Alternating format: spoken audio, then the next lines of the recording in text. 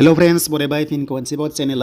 the big update latest update sopidang bene jabai verification Annexure-1 release खालामबाय BTC sakri then RrB group D NTPC आरो लोगोसे मोनसे latest update सफैदों verification नि सायाव and Assam police exam postponed जाबाय नामा Constable लेभेलाव बेखौ जों डिसकास खालामगोन वेबसाइटआव फैबाय RrB आव फैनाय लोगो बिराद कमेन्ट्स फैगासिनो दङ जे आदा बेनि सायाव मोनसे भिडिअ नांगौ exam postponed जाबाय नामा मानो रिमुभ खालामखो अफिशियेल नोटिस दा नाय मोनसे बाथ्रा नोंथांमोननि आनजादा बेनो जाबाय जागोन ओके 6 एप्रिलाव जागोन 1 आव एडमिट मोनगोन दा टेनसन दाजा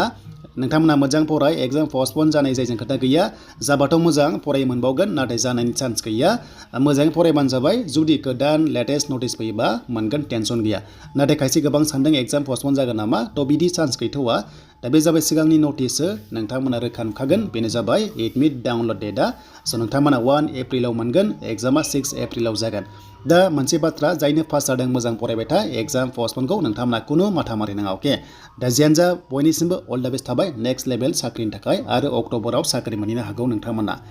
देन गुड निउसआ बेनो BTC GT PGT Annexure-1 आ रिलिज खालामबाय बेनो जाबाय डकुमेन्ट्स भेरिफिकेशन स्क्रिनाव खारगासिनो दङ नोंथांमोना बेनिफ्राय डाउनलड खालामनानै लानांगोन डाइरेक्ट रिजाल्ट होआसै बेनो जाबाय GT PGT आ डकुमेन्ट्स भेरिफिकेशन खालामग्रोगोन बिनि उनावसो बिथांमोना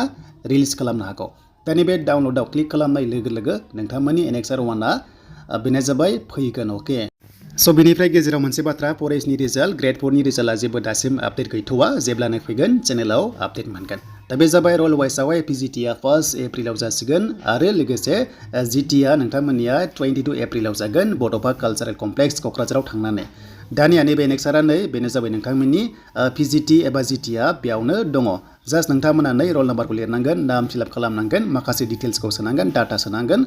दा बे जाबाय PGT आरो GT आ गाहायाव दङ बे सेमावनो नोंथांमोना PDFखौ डाउनलड खालामनानै फिलआप खालामनानै नोङो लांनांगोन टाइमिंआव दा बेनो जाबाय Annexure-1 स' दायो जोबनायाव RrB एग्जाम डेट माब्ला मोनगोन NTPC ग्रुप D बेनि नोटिस फैथ'वाखै नाथाय मोनसे मोजां बाथ्रा टेकनिशियाननि डकुमेन्ट्स भेरिफिकेशन फैबाय जायफ्रानोखि क्वालिफाइड जाबाय एग्जामाव दा बेनो जाबाय बिथांमोननि थाखाय मोजां आपडेट जे